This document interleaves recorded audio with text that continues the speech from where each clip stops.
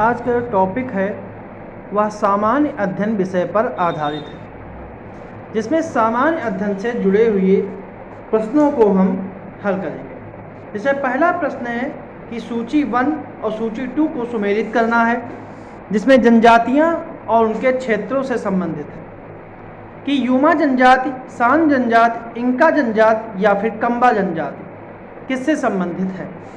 तो इसका सही जो सुमेलन जो है वो आपका है कि जो यूमा जनजाति है वो मैक्सिको और कैलिफोर्निया में पाई जाती है। सान जनजाति जो है, सान जनजाति जो है वो दक्षिण अमेरिका के दक्षिण चीन, म्यांमार और थाईलैंड में पाई जाती है। इंका जनजाति जो है ये दक्षिण अमेरिका के पेरू देश में पाई जाती है। और कंबा जनजाति जो है वो कीनिया में पाई जाती है, खासकर मध्य कीनिया में पाई जाती है। इसलिए इसका सही आंसर जो है वो आपका बी ऑप्शन जो है सही है।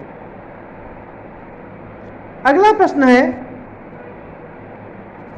निम्नलिखित पर विचार कीजिए कि नॉर्वे, इंडोनेशिया, रूस, कनाडा में उनके तटरेखा की लंबाई के घटते हुए क्रम में व्यवस्थित करना है। तो इसका सही क्रम होगा कि सबसे अधिक विश्व में सबसे अधिक तटरेखा वाला देश जो है वो आपका कनाडा है। कनाडा से बड़ा कोई तटरेखा वाला देश नहीं है। तो नंबर 1 पे कनाडा जाएगा। नंबर 2 पे आपका है नॉर्वे, नंबर 3 पे है इंडोनेशिया और नंबर 4 पे है आपका रूस। तो इसका सही सुमेलन जो होगा वो आपका होगा 4, 1, 3, 2। 4, 1, 2 और 3, 4 और 2, 3। तो सही आंसर जो है वो आपका है ए ऑप्शन। ए ऑप्शन जो है वो इसका सही। अगला प्रश्न है कि उष्णकटिबंधीय सदाबहार वर्षावन के संदर्भ में कौन सा कथन सही है कि इसका विस्तार केवल अमेजन बेसिन, कांगो बेसिन तक है। रोजवुड, महोगनी, आबनूस जैसे कठोर लकड़ियों वाले वृक्ष यहाँ प्रमुखता से पाए जाते हैं। तो कौन सा कथन सही है? केवल 2, केवल 1 और 2 दोनों, या फिर दोनों नहीं। इसका सही जो आंसर है वो आपका है ए ऑप्शन, केवल 2। क्योंकि उष्णकटिबंधीय जो सदाबहार वन है ये जो है 200 से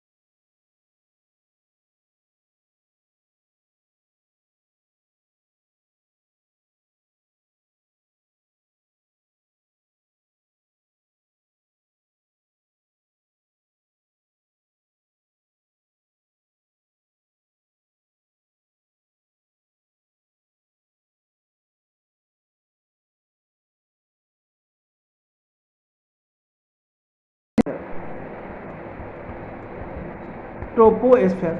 उसके बाद जो होती है ट्रोपोस्फेयर जो है, इसी को हम क्षोभ मंडल कहते हैं, और यह भूमध्य रेखा पर 18 किलोमीटर, ठीक है, 18 किलोमीटर भूमध्यों पर, और अक्षांशों पर, मध्य अक्षांशों में 13 किलोमीटर और ध्रुवों पर 8 किलोमीटर तक इसकी हो सकती है।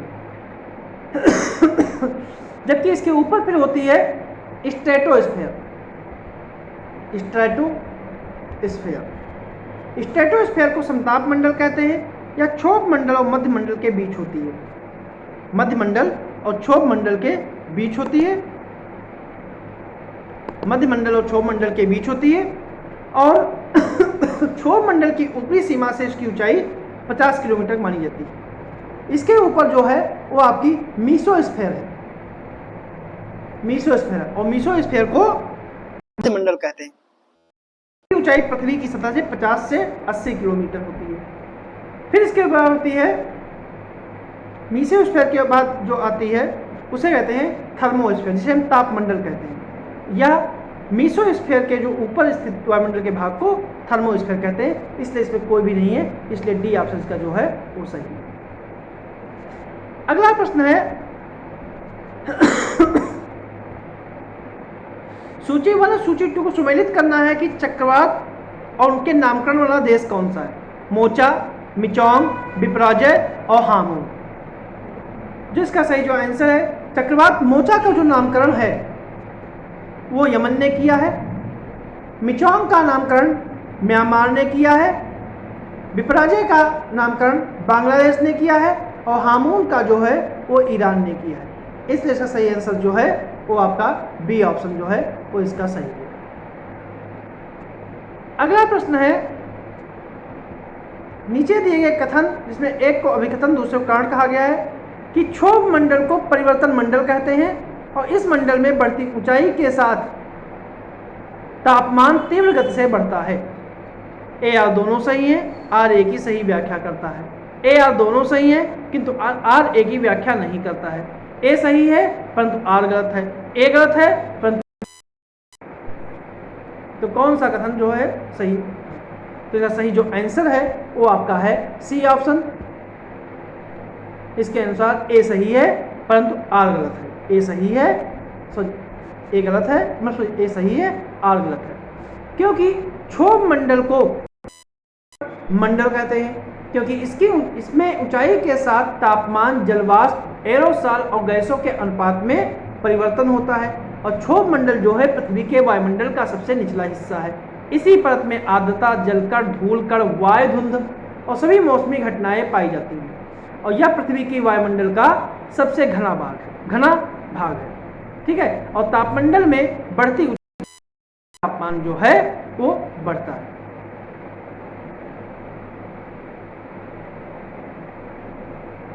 ठीक है, इसमें ए सही है, आर गलत है। अगला प्रश्न है, अल्बेडो कुल सौर विकिरण से परावर्तित विसरित सौर विकिरण की गणना है, और शुष्क बालू का अल्बेडो कम और घास स्थल का सर्वाधिक होता है। तो कौन सा सही है? केवल एक, केवल दो, दोनों, या फिर दोनों नहीं। जो इसका सही जो आंसर है वो आपका है ए ऑप्शन। केवल एक जो है वही सही है, दूसरा जो है वो गलत है। कुल सौर विकिरण से परावर्तित विसरित और सौर विकिरण की गणना है। कुछ वस्तुएं जो सफेद दिखाई देती हैं वो प्रकाश को परावर्तित कर देती हैं, इसमें एक उच्च अल्बेडो होता है। किंतु जब कुछ वस्तुएं काली दिखती हैं और कम अल्बेडो का संकेत देती हैं, ठीक है, जो काली वस्तुएं हैं वो प्रकाश को परावर्तित नहीं करती हैं, इसलिए उनका कम अल्बेडो होता है। और शुष्क बालू का अल्बेडो सर्वाधिक होता है और घास स्थल का कम होता है, इसलिए गलत है। अगला प्रश्न है, कथन और कारण पर आधारित है कि सूर्य तप विषुवत रेखा पर सर्वाधिक और ध्रुवों की ओर कम होता है, और सौरिक विकिरण का जो भाग पृथ्वी की ओर आता है उसे सूर्य तप कहते हैं, और जो सभी स्थानों पर समान नहीं होता। तो कौन सा सही है? तो इसके दोनों कथन सही हैं और एक दूसरे की सही व्याख्या जो है वो कर रहे हैं, मतलब कि इसका बी ऑप्शन, ए ऑप्शन जो है वो सही है। अगला प्रश्न है, निम्नलिखित में से कौन एक प्रशांत महासागर की गर्म जलधारा है? क्यूराइल, सुषमा, हम्बोल्ट या फिर कैलिफोर्निया? जो इसका सही जो आंसर है वो आपका है बी ऑप्शन, सुषमा जलधारा। सुषमा जलधारा जो है वो प्रशांत महासागर की गर्म जलधाराएं हैं, और जबकि जो बाकी जो अन्य है, क्यूराइल है, हम्बोल्ट है, कैलिफोर्निया है, ये सभी जो हैं वो ठंडी जलधाराएं हैं। केवल सुषमा जो है वो गर्म जलधारा है। अगला प्रश्न है, अवसादी चट्टाने के बारे में कौन सा कथन असत्य है? कि ये चट्टानें जीवाश्म द्रव्य रहित होती हैं, स्तरीय चट्टान भी कहते हैं। दामोदर और गोदावरी नदी बेसिन में स्थित अवसादी चट्टानों में कोयला पाया जाता है और रासायनिक अपक्षय का कोई प्रभाव नहीं पड़ता है। तो कौन सा कथन जो है वो असत्य है? कि 1 और 4, 2 और 3, 2 और 4 या फिर उपयुक्त में से कोई नहीं। जिसका सही जो आंसर है वो आपका है ए ऑप्शन, 1 और 4, मतलब पहला और चौथा जो है वो असत्य है, क्योंकि ये चट्टानें जो हैं जीवाश्म युक्त होती हैं, क्योंकि जीवाश्म रहित चट्टानें जो हैं वो आग्नेय चट्टानें होती हैं, इसलिए पहला जो है गलत है। क्योंकि अवसादी चट्टानें जो हैं जीव जंतुओं और वनस्पति के जीवाश्म से मिलते हैं, और चट्टानें द्रव्य रहित होती हैं लेकिन जीवाश्म रहित नहीं होती। ठीक है, और रासायनिक अपक्षय का इन पर प्रभाव नहीं पड़ता है, जबकि ऐसा है कि अवसादी चट्टानों पर जो है वो रासायनिक अपक्षय का प्रभाव अवश्य पड़ता है। अगला प्रश्न है, निम्नलिखित में से कौन सी एक रूपांतरित चट्टान है? डायराइट, गैब्रो, नीस या फिर ग्रेनाइट? जो इसका सही जो आंसर है वो आपका है सी ऑप्शन, नीस। नीस चट्टान जो है वो एक रूपांतरित चट्टान है। नीस जो है उच्च तापमान और दबाव के तहत ग्रेनाइट में परिवर्तन से बनने वाली एक रूपांतरित चट्टान है, जबकि डायराइट, गैब्रो और ग्रेनाइट ये एक अवसादी चट्टान है। ताप और दबाव अथवा इन दोनों के प्रभाव के कारण आग्नेय और अवसादी चट्टानों की काया और रूप दोनों परिवर्तित हो जाते हैं, तो इन्हीं चट्टानों को कायांतरित चट्टान या रूपांतरित चट्टान कहा जाता है। अगला प्रश्न है, शील्ड ज्वालामुखी इसका निर्माण कम श्यानता वाले बेसाल्टिक लावा से होता है। ये सामान्यतः अधिक विस्फोटक होते हैं, अपसारी प्लेट सीमाओं पर पाए जाते हैं। इर्ता इरले इथोपिया के आफार क्षेत्र में स्थित में एक सक्रिय शील्ड ज्वालामुखी है। तो कौन सा कथन जो है गलत है? केवल 3, केवल 1, केवल 4 या फिर केवल 2? इसका सही जो आंसर है वो आपका है डी ऑप्शन, केवल 2। मतलब दूसरा कथन जो है वो गलत है, क्योंकि शील्ड ज्वालामुखी जो है सामान्यतया जो है वो कम विस्फोटक होते हैं। अगला प्रश्न है, सूची 1 और सूची 2 को सम्मिलित करना है। ज्वालामुखी और उनके देश विल्लारिका, माउंट उलाउन, किलाऊ और मेरापी। जो विल्लारिका ज्वालामुखी है ये आपका चिली में है। माउंट उलाउन पापुआ न्यू गिनी में है। किलायू जो है वो हवाई द्वीप पर है, और मेरापी जो है वो इंडोनेशिया में। इसका सही जो आंसर है वो आपका सी ऑप्शन जो है वो सही है। अगला प्रश्न है, निम्नलिखित में से असत्य कथन चयन कीजिए कि भूकंप अधिकेंद्र की स्थिति भूकंप मूल के लंबवत होती है। भूकंप आने से पूर्व वायुमंडल में रेडॉन गैसों की मात्रा बढ़ जाती है। भारत में भूकंप संभावित क्षेत्र जोन 1 से लेकर जोन 5 तक है, या फिर उपरोक्त सभी? जो इसका सही जो आंसर है वो आपका है सी ऑप्शन, भारत में भूकंप संभावित क्षेत्र जोन 1 से लेकर 5 तक है। जबकि भारत जो ये सही नहीं है, क्योंकि भारत में भूकंप क्षेत्र जो है जोन सेकंड से लेकर जोन 5 तक है। अगला प्रश्न है, महासागरों का निम्नलिखित में से कौन सा भाग जीवाश्म ईंधन का स्रोत है? महाद्वीपीय ढाल, महासागरीय गंभीर सागरीय मैदान या फिर महाद्वीपीय शेल्फ? जिसका सही जो आंसर है वो आपका है डी ऑप्शन, महाद्वीपीय शेल्फ। महाद्वीपीय शेल्फ प्रत्येक महाद्वीप का विस्तृत सीमांत क्षेत्र होता है। यह महासागर का सबसे उथला भाग होता है। इसका ढाल 1 डिग्री या उससे कम होता है। इसकी औसत चौड़ाई जो है वो 80 किलोमीटर होती है, और इसकी गहराई जो है वो 30 मीटर से लेकर 600 मीटर तक होती है। महाद्वीपीय शेल्फों पर लंबे समय तक प्राप्त स्थूल तलहटी जीवाश्मी ईंधनों के स्रोत बनते हैं। अगला प्रश्न है, निम्नलिखित वनीय बायोम में से किस एक में प्राणियों को आहार के लिए प्रवास नहीं करना पड़ता? मानसूनी वन बायोम, विषुवतीय वन बायोम, रूम सागरी वन बायोम या फिर टैगा वन? बायोम, जिसका सही जो आंसर है वो आपका है बी ऑप्शन, विषुवत वन बायोम। क्योंकि विषुवत वन बायोम जो है उस इसमें सदाबहारी वर्षावन यहाँ पाए जाते हैं और यहाँ वनस्पतियों में वर्ष भर वृद्धि होती रहती है, इसीलिए आहार की पूर्ति साल भर बनी रहती है, इसलिए प्राणियों को यहाँ पर प्रवास की स्थिति नहीं बन पाती। अगला प्रश्न है, नीचे दिए गए एक कथन दूसरा कारण है कि उच्च अक्षांश के में स्थित होने के बावजूद उत्तरी सागर में लवणता अधिक पाई जाती है और उत्तरी सागर में वाष्पीकरण अधिक होता है। तो कौन सा कथन जो है सही है? तो इसका सही जो है कि कथन जो है इसका सही जो है वो आपका सी ऑप्शन है, क्योंकि ए सही है, ठीक है, और आर जो है वो गलत है, क्योंकि उत्तरी सागर में लवणता अधिक पाई जाती है, क्योंकि अटलांटिक महासागर के प्रवाह के द्वारा लाए गए लवणीय जल जो है उत्तरी सागर में लवणता में वृद्धि कर देते हैं, न कि वाष्पीकरण के कारण यहाँ पर अधिक लवणता होती है। अटलांटिक महासागर का जल अगर इसमें ना जाए तो शायद तो उत्तरी सागर में लवणता में वृद्धि नहीं होगी। उत्तरी अटलांटिक महासागर का जल जो है जब उत्तरी सागर में पहुंचता है तब यहाँ पर लवणता की वृद्धि होती है। अगला प्रश्न है, निम्नलिखित युग्म में कौन सा सही सुमेलित नहीं है? कनारी की धारा, अगुलहास की धारा, हम्बोल्ट धारा या फिर ब्राजील की धारा? जिसका सही जो आंसर है वो आपका है सी ऑप्शन, हम्बोल्ट की धारा। क्योंकि हम्बोल्ट की धारा जो है ये दक्षिणी प्रशांत महासागर की एक ठंडी जलधारा है, या हिंद महासागर नहीं है, या प्रशांत महासागर ठंडी जलधारा है, और पेरू के समीप इसे पेरू की ठंडी धारा कहते हैं, ठीक है। बाकी जो है वो सही सुमेलित है।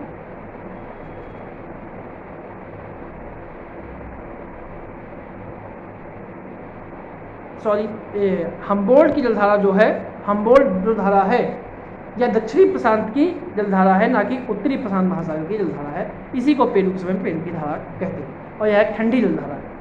अगला प्रश्न है, वायुमंडल मुख्यतः गर्म होता है सौर विकिरण से, पार्थिव विकिरण से, परावर्तित सौर विकिरण से या प्रकीर्ण सौर विकिरण से?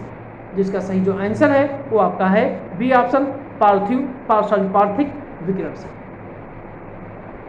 अगला प्रश्न है, वायुमंडल की वह कौन सी परत जो जैविक क्रियाओं के लिए महत्वपूर्ण है? समताप मंडल, क्षोभ मंडल, आयन मंडल या फिर मध्य मंडल? जिसका सही जो आंसर है वो आपका है बी ऑप्शन, क्षोभ मंडल।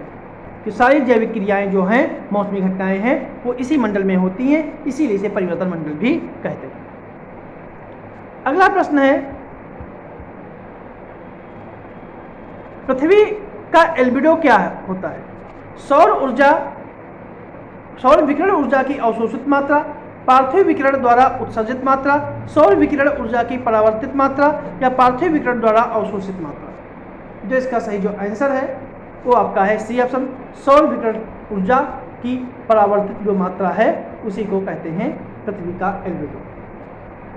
अगला प्रश्न है, तापीय प्रतिलोपन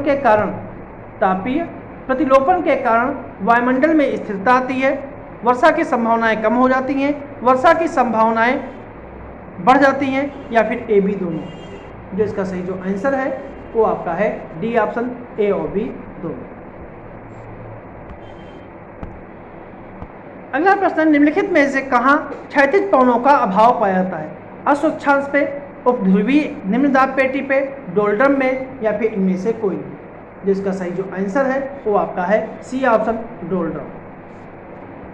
क्योंकि डोलड्रम जो अत्यधिक निम्न वायुदाब का कटिबंध है, इसका विस्तार जो है 10 डिग्री उत्तरी और 10 डिग्री दक्षिणी अक्षांश के बीच होता है। इस कटिबंध में क्षैतिज धरातली पवनें नहीं चलती हैं, क्योंकि ये पवनें आपस में मिलकर गर्म होकर ऊपर उठने लगती हैं।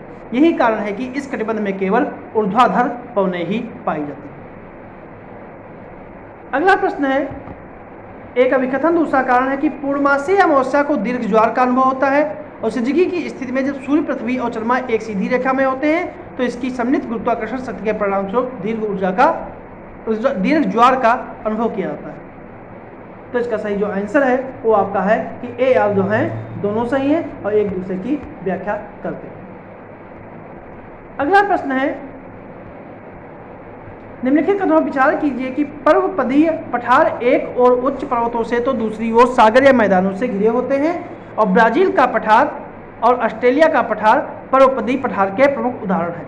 कौन सा सही है? केवल दो, केवल एक, एक दो दोनों या फिर दोनों नहीं? जिसका सही जो आंसर है वो आपका है ए ऑप्शन, केवल 2। मतलब दूसरा कथन ही सही है, क्योंकि पर्वतीय पठार एक ओर से उच्च पठार और दूसरी ओर सागर या मैदान से घिरे होते हैं।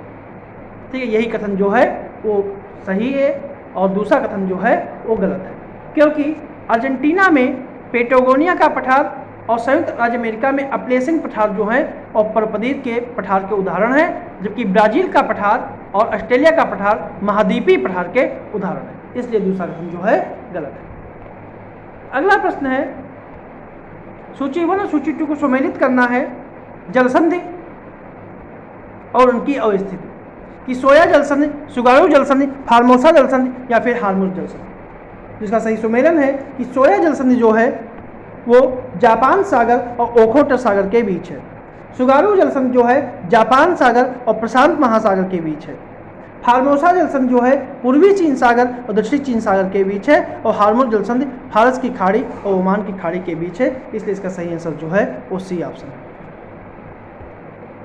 अगला प्रश्न है, आज का आखिरी प्रश्न है कि मरुस्थल उनकी विशेषताएं। गोबी मरुस्थल, नुबियन, अटाकामा या कालाहारी, तो कौन सा इसमें गलत है?